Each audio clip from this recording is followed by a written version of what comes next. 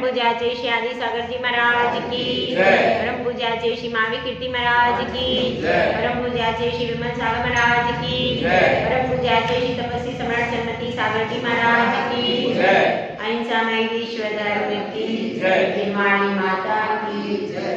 हरिका सुनाई माता की जय। हरिका संत की जय। जीवन में यदि धर्म नहीं है तो जीवन का कोई इस पर्याय की सार्थकता तभी है जब हम धर्म को कर पाए। यह मानव पर्याय बहुत दुर्लभता से हमको मिली। करोड़ों वर्षों का पुण्य एक साथ घटित हुआ है जो यह मनुष्य पर्याय जिन कुल पंचेंद्रिय पना पर्याप्त अवस्था सारा कुछ एक साथ मिल गया। यह कोई बहुत छोटी बात नहीं है। जिन कुल भी मिला है और उसके बाद आपके भाव भी बन गए कि मैं जाकर के भगवान का दर्शन करूं। ऐसे भी परतापुर में लोग हैं जो कि जैन हैं, दिगंबर जैन हैं। बीतरागी भगवान उनको जन्म से मिले हैं लेकिन वो मंदिर में आने के भाव बना नहीं पाए, उनके भाव ही नहीं बनते। तो हमारी स्थिति कितनी, हमारा पुण्य कितना, भाव भी पुण्य से बनते। जिसका पुण्य नहीं होगा उसको मंदिर आने की इच्छा नहीं होगी, वह विषय कषायों में ही रात दिन उलझा रहेगा। तो आप लोगों का बहुत बड़ा पुण्य है कि आपको मंदिर में आने की इच्छा हो रही। फिर मंदिर में लोग आते हैं, हाथ जोड़ते, दर्शन करते और चले जाते। चावल इधर और हम ऐसा है। तो भी आप लोग आते हो, आने के बाद हमारी भावना बनती है कि हम अभिषेक करें और महिलाओं की अभिषेक देखें। हमको शांति धारा देखे बिना नहीं जाना है।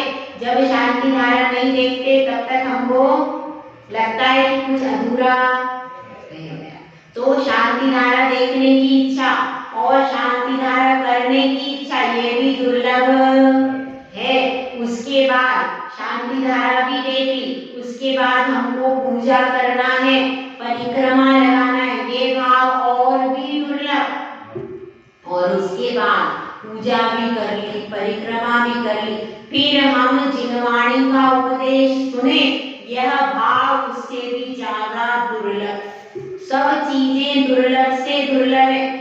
और फिर उपदेश सुनने भी आ गए तो भी अपना मन उस उपदेश पर टिक जाए, यह और भी ज्यादा दुर्लभ। उसको मन से सुन लेना उपदेश को कैसा है भाई, बहुत दुर्लभ। इसीलिए कहा है विरला सुने तच्चम, विरले पुरुष ही तत्व को सुनते हैं। और फिर उसके बाद सुन तो लिया लेकिन उसको स्मरण में रह गया, वो जो गुरु ने बोला था वो स्मरण में रह जाए, ये और भी ज्यादा दुर्लभ है। स्मरण में रह गया लेकिन अब स्मरण में रहने के बाद अब हमने क्या सोच लिया, यह हमको आचरण में उतारना, ये और भी ज्यादा दुर्लभ। स्मरण में रखने वाले भी हैं पर आचरण में उतारने वाले कितने, बहुत ही कम। ठीक है, तो इसलिए अपने को बहुत दुर्लभ चीज आसानी से मिल गई और इसका यदि अभी उपयोग नहीं करेंगे तो क्या होगा। जब आपको धर्म का साधन मिला, आपने धर्म किया नहीं तो आप क्या होगा, फिर कोटि योनियों में जाकर के पड़े रहो, फिर कोई अपनी दुर्गति जरूर होगी। इसलिए अभी आपके पास बहुत अच्छा समय है, बहुत अच्छा शरीर है, अभी आप ज्यादा से ज्यादा धर्म करो जिससे अशुभ पर्यायों से हमारी निवृत्ति हो जाए। और देखिए अब चारित्र बहुत ज्यादा दुर्लभ है, समझ में तो आ गई बात। सुनने वाले बहुत सारे मिलेंगे और स्मरण करने वाले भी मिलेंगे, लेकिन चारित्र वाले उंगलियों पर गिनने लायक मिलते देखिए कितने प्रतिमाधारी होंगे अपने प्रतापों में, कितने, एक तो ये है ही सुभद्रा जी, और कितने टोटल 7-8 जने हैं। पूरे प्रतापगढ़ में कितनी होगी जनसंख्या जैन समाज की? कितनी? 1000 में से केवल 7-8 जने जो चारित्र धारण कर रहे हैं। हाँ, पॉइंट है, देखो इसकी कितनी स्थिति नगण्य है, यही बात हम कह रहे हैं। तो अपने को अब समझना है, अब अपने को क्या करना है, चारित्र को धारण करने के भाव बनाने। इसी के लिए हम यह रत्नतंत्र शावकाचार्य का चारित्र अधिकार पढ़ रहे हैं। किसके लिए? रटने के लिए नहीं है भाई, यह याद रखना। नहीं तो ऐसा सोचो कि रटने के लिए नहीं है। अभी तक तो प्रैक्टिकल क्वेश्चंस नहीं आए, अब इस चारित्र अधिकार में प्रैक्टिकल क्वेश्चंस आएंगे। प्रैक्टिकल क्वेश्चन, इसका पूरा प्रैक्टिकल करना है, इसकी एक एक बात को हमको आचरण में उतारना है, तब इस चारित्र अधिकार को पढ़ने का कोई मतलब नहीं। तो तोता भी रट लेता है, रटने में कोई फायदा, ठीक है। इसको समझ के और फिर आचरण में उतारना है। तो अब अपन पहला इसका श्लोक पढ़ते हैं, चारित्र अधिकार का दूसरे नंबर का श्लोक। पहले श्लोक में बताया था चारित्र धारण करने से पूर्व आपको घर का, परिवार का, विषयों का मोह कम करना पड़ेगा। यदि परिवार में विषयों में मोह बहुत ज्यादा रहा तो चारित्र अच्छे से पालन नहीं होगा। फिर तो ये होगा हम मंदिर में और मन घर में, कहाँ? हम मंदिर में और मन कहाँ जाएगा? तो फिर पालन होगा चारित्र का? नहीं हो पाएगा।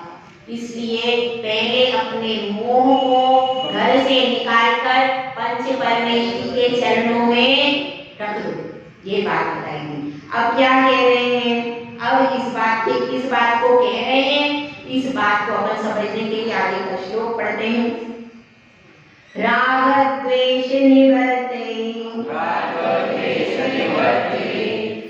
हिंसादि निवर्तना कृता भवति, अनपेक्षितार्थ वृत्ति, कः पुरुषः सेवते नृपति। राग द्वेष निवर्ते,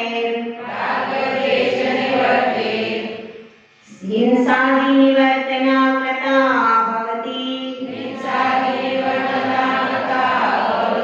अनपेक्षितार्थ वृत्तिः, कः पुरुषः सेवते नृपति। अब शिष्य ने प्रश्न किया है कि आपने राग द्वेष की निवृत्ति के बारे में बात क्यों कही? यह तो अभी चारित्र की बात चल रही है और पहले आपको व्यवहार चारित्र के बारे में कथन करना। राग द्वेष तो आत्मा का विषय है। राग द्वेष कहाँ चिपके हैं? शरीर पे की आत्मा में भाई? तो शिष्य बहुत समझदार है, उसने प्रश्न क्या किया कि राग द्वेष तो आत्मा पर चिपके हैं और पहले व्यवहार चारित्र को आपको बताना है। तो आपने राग द्वेष का मोह को हटाने का उपदेश पहले कैसे दे दिया? पहले तो चारित्र को बाहर से धारण करने का उपदेश देना चाहिए था। तो इसका उत्तर यहाँ पर दे रहे हैं कि क्या करो, राग द्वेष की निवृत्ति। राग द्वेष निवृत्ति आया ऊपर देखो, राग द्वेष की निवृत्ति से हिंसादि निवर्तना, हिंसादि 5 पापों के त्याग रूप चारित्र कृता भक्ति यानी संपादित होता है। राग द्वेष की निवृत्ति से ही 5 पापों का त्याग रूप चारित्र संभव होता है। अगर हमारा राग द्वेष बहुत ज्यादा है और हम अमृतों का पालन भी कर रहे हैं तो वह पूर्ण रूप से पालन नहीं है। सबसे पहले राग द्वेष की निवृत्ति का उपदेश दिया यहाँ पर। इस चीज को समझना ध्यान से। क्या कहा? आप चारित्र धारण करना चाहते हो राग द्वेष को कम करो। यहाँ पर कौन सा राग द्वेष कहा है उसको समझ लीजिए। कल मैंने बताया था अनंतानुबंधी कषाय के बारे में, तो यहाँ पर सर्वप्रथम अनंतानुबंधी कषाय जनित राग द्वेष कम करना पड़ेगा। मतलब 6 महीने के ऊपर यदि किसी से लड़ाई चल रही है तो आपको चारित्र धारण करना है। सबसे पहले उससे क्षमा याचना करो, उसके बाद चारित्र धारण करने आओ। क्योंकि अगर मन में राग द्वेष रहेगा तो आपका चारित्र शुद्धता से पालन नहीं हो पाएगा, ये बताया है यहाँ। तो इसमें क्या कह रहे हैं कि राग द्वेष की निवृत्ति होती है तब हिंसादि पापों के त्याग रूप चारित्र संपादित होता, तब संपादित होता। जैसे कि आप बताओ, आप करते, हाँ आपका किसी कार्य का बताते हैं, रसोई घर में अगर आप सब्जी खरीद के लाओगे, सब्जी खरीद के नहीं लाओ तो सब्जी बन जाएगी। पहले आपको सब्जी लानी पड़ेगी, मसाले लाने पड़ेंगे। मतलब क्या करना, अगर आप धन नहीं कमाओ तो आपके घर में कुछ आ सकता है, फर्नीचर लाना है हमें और भोजन लाना है, तरह तरह के सामान लाना है, लेकिन हम धन कमाना नहीं चाहते। जैसे धन कमाने के बाद ही पूरी व्यवस्था घर की होती है, इसी प्रकार से राग द्वेष के त्याग करने के बाद ही क्या होता है, चारित्र का पालन होता है। हम ऐसा करते कि भाई हम अनुव्रत धारण कर लेते हैं और कालव्रत धारण कर लेते हैं और पालन भी कर रहे हैं, लेकिन राग द्वेष नहीं छोड़ रहे, तो क्या होगा? तो आचार्य कह रहे हैं, हम नहीं कह रहे। आचार्य यहाँ पर कह रहे हैं पहले राग द्वेष की निवृत्ति होगी, उसके बाद 5 पापों का त्याग होगा। समझने वाली बात है कि इसलिए जो लोग ऐसा करते हैं कि प्रतिमा धारण कर ली और उसके बाद राग द्वेष उनका बढ़ रहा है, तो यहाँ पर क्या कह रहे हैं गुरुदेव कि राग द्वेष यदि आपका बढ़ता जा रहा है तो आपका चारित्र शुद्धि शुद्धता पूर्वक पालन सिर्फ बाहर से हो, सिर्फ बाहर का चारित्र है, अंतरंग में कषाय रहती है तो अभी अंतरंग का चारित्र धारण नहीं। जैसे हम कहते हैं ना द्रव्यलिंगी मुनि, बहुत निंदा करते हैं द्रव्यलिंगी मुनि। आपको पता होना चाहिए कि द्रव्यलिंग भावलिंग कहाँ से शुरू होता है। द्रव्यलिंग भावलिंग केवल मुनि का नहीं है, श्रावक का भी है। मिथ्या दृष्टि मुनि स्थान में जो बैठा है उसका द्रव्यलिंग क्या है, मिथ्यात्व, और भावलिंग भी उसका मिथ्यात्व। फिर उसके आगे जैसे चतुर्थ गुण स्थान बढ़ती है तो उसका द्रव्यलिंग से क्या त्याग होगा, सप्तव्यसन का त्याग है और अष्टमूल गुण का पालन, ये सब नियम होंगे, काय से बाहर से दिखेंगे, लेकिन अंतरंग में वह 25 दोषों से रहित क्या पालन करेगा, ये उसका अंतरंग का भाव है। इसी प्रकार से सारी चीजों में और सम्यक दर्शन सहित रहेगा, ये भी उसका भावलिंग है। सम्यक दर्शन द्रव्यलिंग का विषय नहीं है, किसका विषय, भावलिंग। तो हर श्रावकों का भी भावलिंग होता है, किस हिसाब से, जिस गुण स्थान में जैसी उनकी प्रवृत्ति उसके अनुसार उनका भावलिंग होता है। तो केवल मुनियों की समझते हैं, केवल मुनियों की बात नहीं है। यहाँ पर श्रावक को भी यदि वह 25 दोषों से रहित सम्यक दर्शन धारण कर रहा है तो उसका भावलिंग है, और जो इधर उधर जा रहा है उसका भावलिंग, ऐसा समझना।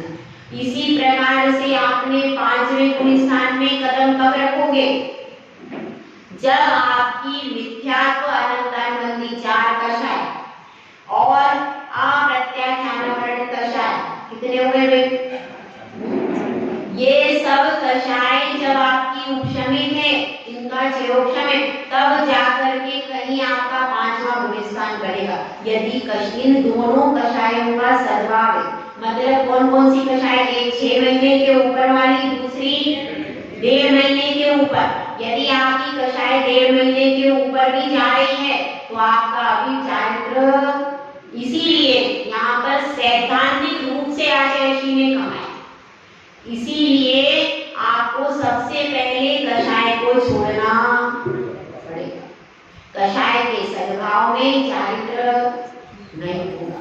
जैसे कि कड़वी तुमड़ी है, अब उसमें कितना ही आप मीठा डालो तो वो कभी भी मीठी होगी, वो कभी भी मीठी नहीं हो सकती। इसी तरह से अपने को राग द्वेष पहले हटाना पड़ेगा।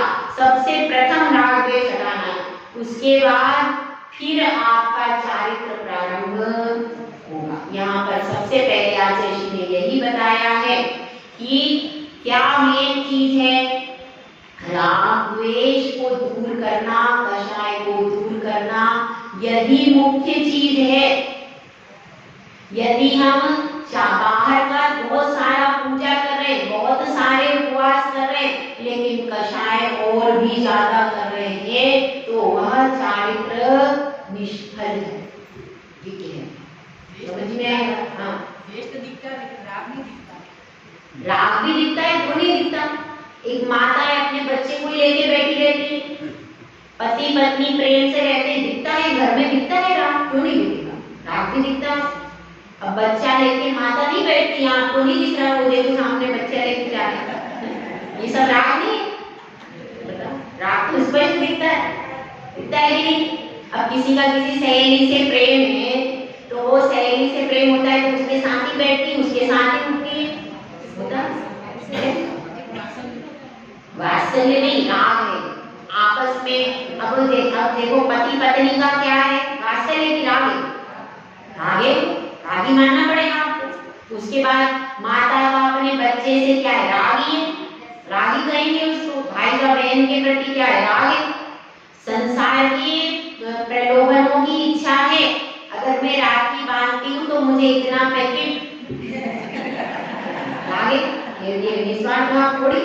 तो राग भी दिखता है कि नहीं? संसार में राग भी दिखता है। और जब तक आप संसार में घर में रहोगे कि कुछ ना कुछ स्वार्थ किसी ना किसी का किसी के साथ रहेगा ही रहेगा, वो नष्ट नहीं। वो तो सिर्फ इस मार्ग पे आने के बाद ही निस्वार्थ भाव हो पाता है। घर में रहते हैं तो कहीं ना कहीं स्वार्थ भाव वाली स्थिति, राग द्वेष की स्थिति घर में ज्यादा बनती। हम सब इसीलिए घर छोड़ के क्यों आते हैं कि घर में कितना ही करो, राग द्वेष की स्थितियां बनती ही बनती है। वहां पर राग द्वेष छोड़ना बहुत कठिन। ठीक है, तो अब इसमें उदाहरण देकर के समझा रहे। कैसा उदाहरण देकर के समझा रहे हैं कि अनपेक्षिता वृत्ति का पुरुषा सेवते नृपति। कोई पुरुष है, उसको कुछ भी नहीं चाहिए, कोई भी इच्छा नहीं है, तो वो राजा की सेवा करेगा क्या? क्यों करेगा? नहीं करेगा। कुछ ना कुछ चाहिए, इसीलिए राजा की सेवा की जाती है। अब आप लोग यहाँ पर आए, ये तो बता रहे लौकिक, बता रहे राग देश के हिसाब से कि घर में अपन रहते हैं। अब आपको क्या चाहिए अपने पति से? आप विवाह क्यों करते हो? बताओ, विवाह क्यों करते हो?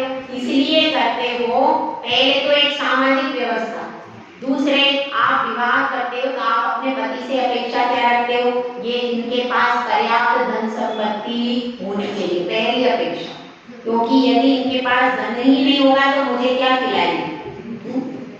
तो पहली अपेक्षा क्या? उनके पास पर्याप्त धन होना चाहिए। दूसरी अपेक्षा क्या?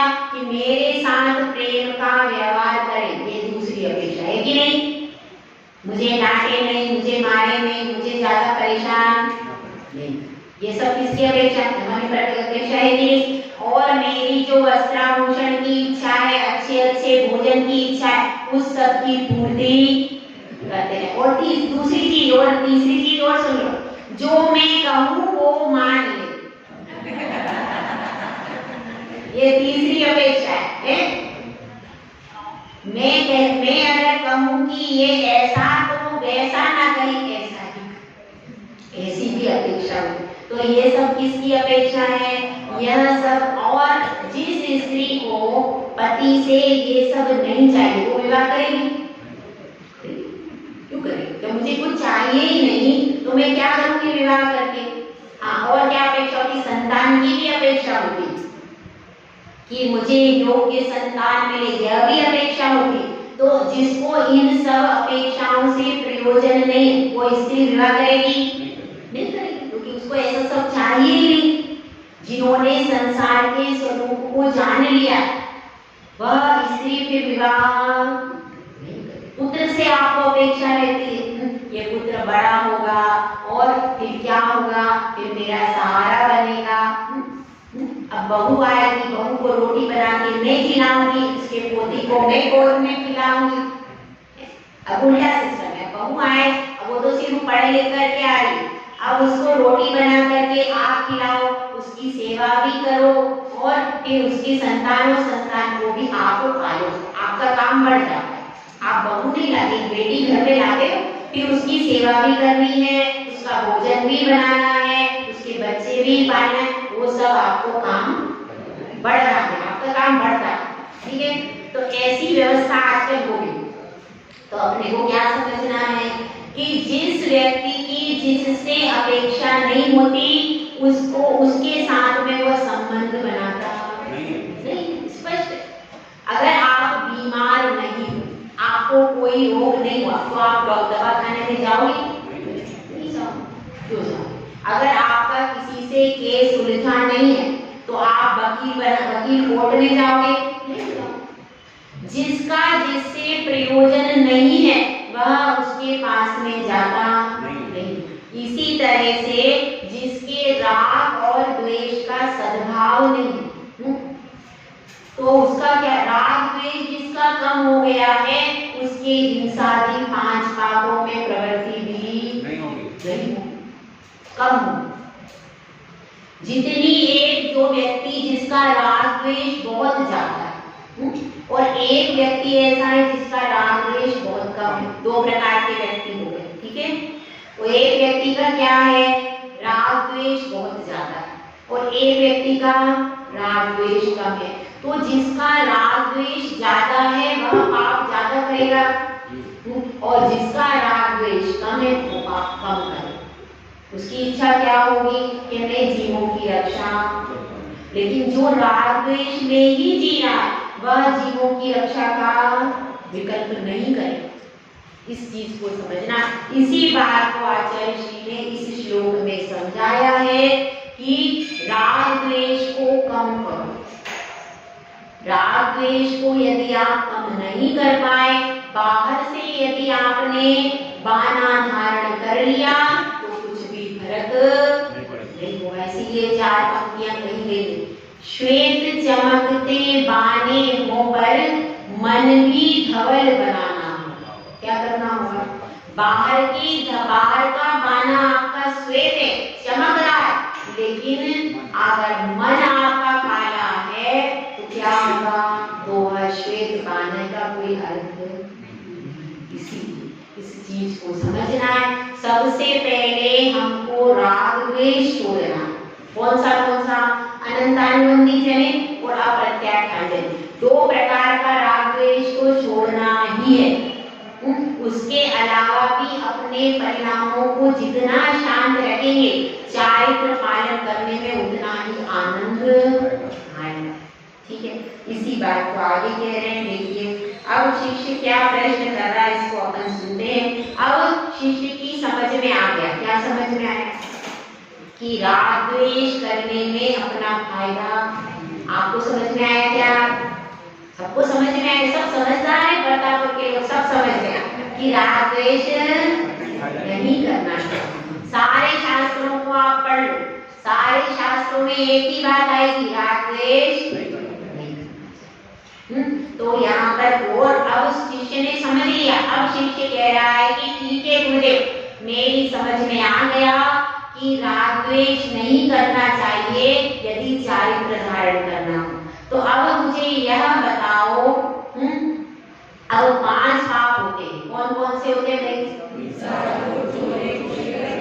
हाँ, हिंसा, झूठ, चोरी, खुशी और परिग्रह। तो अब मुझे यह बताओ कि इन 5 पापों को कैसे छोड़ना, कैसे मैं इन 5 पापों से निवृत्ति करूं? तो इसके लिए गुरुदेव अगली कार्य का बताओ। हिंसा नृत चोर्येभ्यो मैथुन सेवा परिग्रहाभ्यां च पाप प्रणालिकाभ्यो विरति संज्ञस्य चारित्रम् हिंसा नृत चोर्येभ्यो मैथुन सेवा परिग्रहाभ्यां च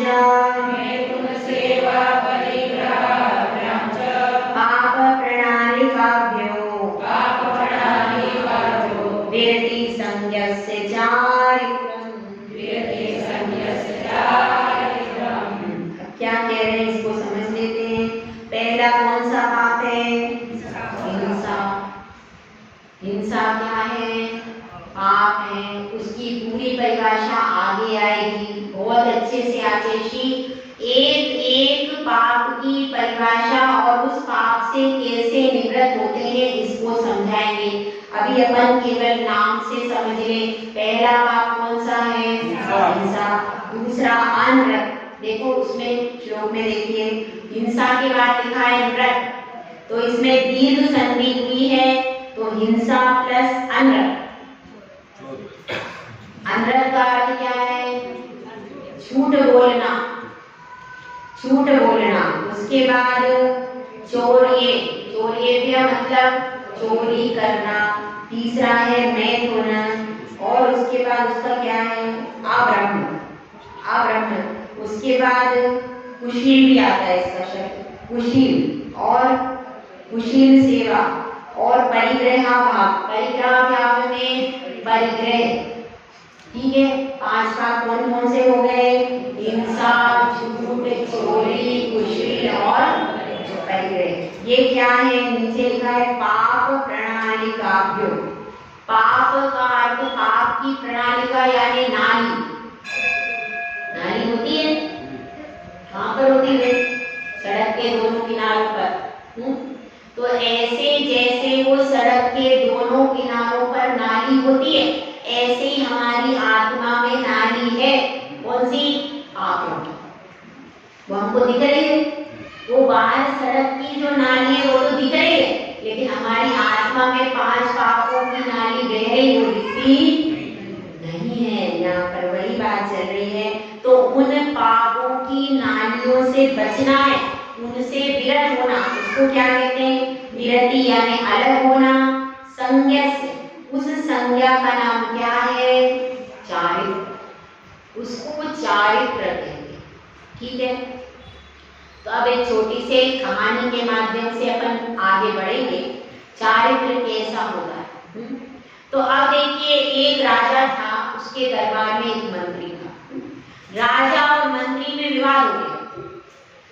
राजा ने कहा कि देखो चारित्र बहुत महान है। राजा क्या कह रहा है? लेकिन फिर भी ज्ञान उससे ज्यादा महान है। ज्ञान ज्यादा महान है, ज्ञान के बिना चारित्र नहीं हो पाएगा। तो ज्ञान ज्यादा जरूरी है, चारित्र उतना जरूरी नहीं। अब मंत्री क्या कह रहा है? मंत्री कह रहा है कि नहीं नहीं राजन, चारित्र सबसे बड़ा है, ज्ञान सबसे बड़ा। बहुत विवाद हो गया। अब राजा ने कहा कि ठीक है, तुम्हारी परीक्षा करते हैं। तो मंत्री ने कहा ठीक है, मैं आपकी हर परीक्षा को देने को तैयार हूँ, लेकिन मुझे 3 दिन का समय दे दो। राजा ने कहा ठीक है, 3 दिन का तुम्हें समय देते हैं। ऐसा कह दिया। दरबार कैसा हो गया? स्थगित हो गया। मंत्री अपने स्थान पर चला गया, राजा अपने स्थान पर आ गया। अब क्या हुआ? 2 दिन के बाद सब तरफ क्या हो गया? शोर मच गया। क्या हो गया? राजा के खजाने में, राजकोष में चोरी हो गई। अब क्या हो गया? अब सब लोग अफरा तफरी मच गई, राजकोष में चोरी हो गई। अब क्या? राजा ने खजांची को बुलाया, कोषाध्यक्ष को बुलाया। राजा ने पूछा, भाई चोरी कैसे हो गई? तुमने ध्यान क्यों नहीं रखा? तुमको ध्यान रखना चाहिए, इतना बड़ा खजाना, यदि सारा खजाना लूट गया तो क्या होगा? तो अब क्या होता है? तो वह कोषाध्यक्ष कहते हैं कि हे राजन, यहाँ पर कोई भी नहीं आया। पहरेदार यही बता रहे हैं कि मंत्री जी आए थे और मंत्री जी के आने के बाद क्या हुआ, धन चोरी हो गया। तो अब यह बात चल रही थी। अब राजा ने कहा कि क्यों मंत्री जी? राजा ने ऐसा नहीं कहा, मुझे तुम्हारे ऊपर पूरा विश्वास है, मंत्री जी ऐसा काम नहीं कर सकते। तो कोषाध्यक्ष कह रहा है नहीं स्वामी, नहीं राजन, मंत्री जी आए थे। अब आप कैसे भी तरीके से इस चीज को, बात को, मतलब क्योंकि चोर तो पकड़ना ही पड़ेगा। अगर चोर नहीं पकड़ा गया तो सारी राज्य व्यवस्था, सारा न्याय डिस्टर्ब हो जाएगा, सारी व्यवस्था बिगड़ जाएगी। इसलिए चोर को तो पकड़ो, क्योंकि न्याय की दिशा में न कोई बेटा है, न कोई मंत्री है, न कोई सेनापति है। न्याय की तराजू लेकर के जो खड़ा है उसकी तो आंख पे काली पट्टी बंधी हुई है, उसको तो न्याय करना है। तो अब आप तो कैसे भी करके इस चोर को दंड दीजिए। अब राजा कहता है मंत्री से कि मंत्री कहता है फिर राजा से कि हे राजन, ये सही है, मैं ज्ञानवान हूँ, आप मेरी हर बात मानते हो, आप मेरी हर बात में आदर करते हो, लेकिन अगर चारित्र पर एक भी छींटा आ गया तो क्या होगा? तो मेरा सम्मान समाप्त हो जाएगा। न जनता में विश्वास रहेगा, न कहाँ परिषद में विश्वास रहेगा, न मंत्री सेनापति में विश्वास रहेगा, और आपका भी विश्वास धीरे धीरे समाप्त हो जाएगा। इसलिए जो मैंने 3 दिन का समय लिया था ना, वो इसीलिए लिया था, वह धन मैं ही लेकर के आया था, लेकिन इसलिए कि आपको ये साबित कर दूं चारित्र बहुत बड़ी चीज। और वह धन ला करके राजा के सामने रख देता। वह कहता तो क्या कहते, अगर एक भी छींटा लग गया तो क्या होगा? तो फिर वह व्यक्ति कहते हैं बद तो अच्छा, लेकिन बदनाम बहुत बुरा। अब देखिए ना, अंजन चोरी कहते, जबकि वो मोक्ष में चले गए तो भी आज क्या बोलते, वो चोर है क्या, वो सिद्ध भगवान है, लेकिन कैसे बोलते हैं सब लोग, विद्युत चोर है। अरे उन्होंने 500 में दीक्षा ले ली, मुनि बन गए, तो भी प्रसिद्धि क्या है, विद्युत चोर।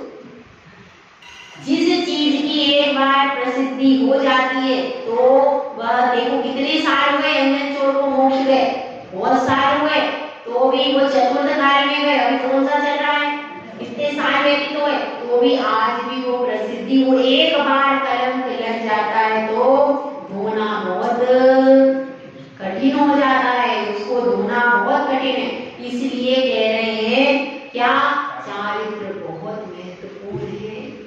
एक भी शंका किसी को, समाज को भी हो जाती है तो फिर पहले जैसी जगह आपको नहीं मिलती।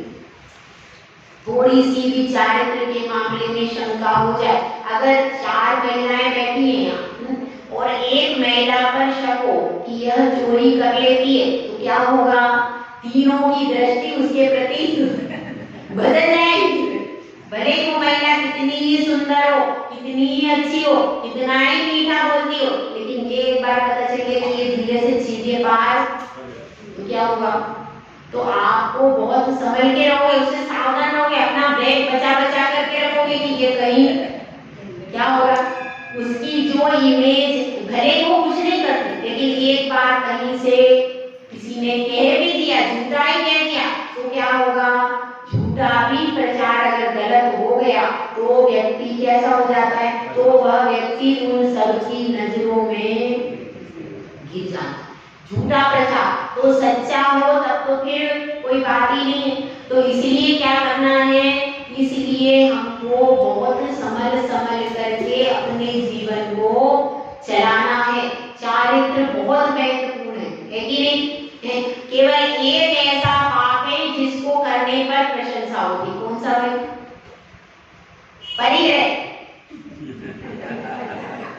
धन आप इकट्ठा करो, उसके पास इतना तो नहीं, सब लोग देख देख के चले जाओ, प्रशंसा करें, तुम तो बहुत अच्छी हो, तुम्हारा तो देखो लड़का भी इतना कमा रहा है, कितने लाख का पैकेज है, हाँ इतने लाख का, बहू बेटा भी कमा रहा है और बहू भी कमा रही, और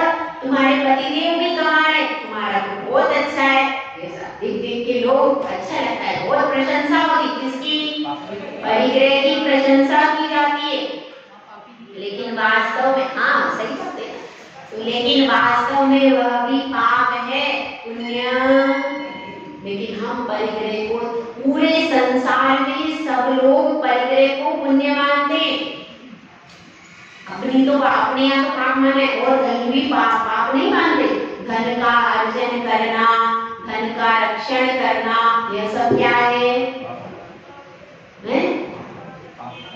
पाप है। और वो 2 रत्न है, वो भी रत्न है, वो रत्न भी आप रख लेते हो, वो भी परिग्रह है कि नहीं? उन रत्नों को कौन परिग्रह मानता है? कोई भी नहीं मानता, तो मेरा बेटा है, वो भी रत्न है, परिग्रह है आपका। तभी तो महाराज को घर बार सब छोड़ना पड़ता है। क्यों? क्योंकि वह भी परिवार के सदस्य भी परिग्रह के अंतर ही आते हैं। दासी दास जो है उसमें सारे परिवार के परिकर भी सब आ गए। अगर कोई परिवार को नहीं छोड़े तो आप उसको साधु मानोगे क्या? क्यों? घर में एक समय खा रहा है, केवल अपने कमरे में रहता है, दिन भर जाप करता है, पूजा करता है, तो नहीं। जब तक घर का त्याग नहीं किया तब तक हम साधु मानने को तैयार नहीं। ठीक है, तो इसलिए अपने को यह समझना है क्या कि 5 पाप हैं, परिग्रह सबसे बड़ा पाप है। परिग्रह ऐसा है, अगर परिग्रह आपने रखा है धन, तो उसमें हिंसा जरूर होगी, और उसमें क्या बोलना पड़ेगा? उस धन को कमाने में झूठ जरूर बोलना पड़ेगा। बिना झूठ बोले धन आ नहीं सकता। और फिर क्या करना पड़ेगा? उसमें कहीं कहीं आपको चोरी भी करनी पड़ती है। ऐसी भी स्थिति है, बोल देते क्या करते हैं? अब जब ग्राहक दुकान पे आया, क्या बोलते हैं? झूठ बोलते हैं, उससे कहते हैं अरे इतनी 100 रुपए की चीज है, वो कितने में ले जा रहा है? वाह, कितना दाम, उसने 120 रुपए का दाम लगा दिया। आप अरे 120 रुपए में तो खरीदी है, कैसे दे देंगे? बिना इसके सामान बिकता ही नहीं। उसको 100 रुपए की खरीदा, 120 रुपए की खरीदी है और आपको इतने में ही दे रहे, और आप बेच दोगे क्या? आप 120 की खरीदी 120 में बेचोगे क्या? नहीं, मगर बोलते क्या है? 120 की खरीदी है, ऐसा बोलते हैं। नहीं, अगर ऐसा नहीं बोले तो वस्तु बिकेगी ही नहीं, तो वहां पर झूठ भी बोलना पड़ता है, और कर की भी थोड़ी बहुत चोरी करनी पड़ती है। तो इसलिए कुछ ना कुछ तो पाप लगता ही है। और अब्रह्म का दोष भी लगता है। आप टीवी देखते हो, टीवी में कोई पिक्चर आ रही है, कोई सीन कैसे कैसे आ रहे हैं, वहां पर नगर वधू का नृत्य चल रहा है, आप देख रहे हो, क्या होगा? दोष लग गया आपको खुशी का दोष लग गया। एक टीवी में एक फिल्म देखने से पूरे 7 व्यसन का दोष उसमें लगता है। उसमें देखो चोरी करना भी सिखाते हैं वहां पर, उसमें वो तरह तरह के नृत्य भी होते हैं, नृत्यांगना होती है, तो वो कैसी है, वो सब अपना परिस्त्री का भी उसमें दोष लग जाता है। उसमें नृत्यांगना कितना अच्छा नृत्य कर रही है, वो कितनी अच्छा, गाना कितना अच्छा बज रहा है, ये नृत्य कितना अच्छा करी, अपन ने प्रशंसा कर दी, कैसी है वो? तो इस तरह से उसमें क्या है, सप्त व्यसन का पूरा दोष लग जाता है इसके एक फिल्म देखने से। कब? जब हम, क्योंकि हम बैठे देखने तो हम बोलना तो करेंगे ही करेंगे, मन में तो भाव आ ही जाता है, आता है कि नहीं? मन में भाव आ जाता है, इसलिए आपको सप्त व्यसन का दोष उसको देखने मात्र से लग जाता है। तो अब यहाँ पर यही बात कह रहे हैं कि ये सब पाप की नालियां हैं। पाप की नालियां जब तक खुली हुई हैं, पाप की नालियां जब खुली हुई हैं तो क्या होगा? पूरा अगर यहाँ पर नाली का क्या हो जाए, नाली टूट जाए तो क्या होगा? पूरा मलबा बाहर आ जाता। इसी प्रकार से यह हमारी पाप की नालियां कैसी टूटी हुई है, सारी आत्मा में बह रही है वो, और सारी आत्मा उन पापों की नालियों से वो अपनी सीमा में नहीं रह रही। यहाँ की तो सड़क की तो अच्छी नालियां आपकी, वो सब सीमा में रह रही है, और कभी कभी कोई उसमें से मलबा निकालता है, लेकिन अपनी जो अंदर की नालियां है ना, वो सीमा के बाहर वाली है, वो सीमा में नहीं रहती, वो पूरे मन में बहती रहती है। और हमारा मन कैसा हो जाता है, अपने घर के आगे कोई नाली हो और कभी किसी ने निकाल करके मलबा बाहर रख दिया तो अपन कितना चिल्लाते हैं। ये देखो रोज बोले, हाँ अम्मा तुम सुबह से आती हो, ये रोज मलबा मैं भी घर के बाहर निकाल देती हूँ, ऐसा करो थोड़ा उस साइड निकाला करो। अरे भाई जी क्या करूं, उस साइड निकालती हो तो उधर वाला चिल्लाता है। तो मैं कहा उसके अपनी उसमें तो हम इतना चिल्लाते, लेकिन अपने मन में ये 5 पापों की नाली का मलबा बह रहा, उसको तो हम संभालते नहीं, वो तो बह रहा है और मन अपना अपवित्र हो रहा है। तो 5 पापों की जो नाली अंदर बह रही, उसको क्या करना है, उसको उसका मलबा साफ करना है। कैसे करोगे, चारित्र को धारण करोगे तो उसका मलबा साफ हो जाएगा। ठीक है, तो अब अपने को यही समझना है आगे चारित्र कैसा होता है, चारित्र के अंग कौन से हैं, इस सब को आगे बताया गया कितने प्रकार का चारित्र होता है। अब शिष्य ने क्या प्रश्न किया, शिष्य ने यह प्रश्न किया, ठीक है मुझे समझ में आ गया कि राग द्वेष नहीं करना है तभी चारित्र का धारण होगा, पहली बात। दूसरी बात क्या बताई, 5 पाप हैं और ये पापों की नालियों को रोकना पड़ेगा, इनको सीमाओं में बंद करना पड़ेगा। यह अतिक्रमण करके पूरे मन पर बह रही है तो इनको सीमित करना पड़ेगा। यह भी मेरी समझ में आ गया। अब लेकिन अब मुझे यह बताइए, यह चारित्र कितने प्रकार का होता है, इस चारित्र के कितने फेरे, तो आचार्य श्री अगली गाथा में उसको बताएंगे। चारित्र कितने प्रकार का होता है उसको अपन कल देखेंगे। जय बोला जय सुंदर सा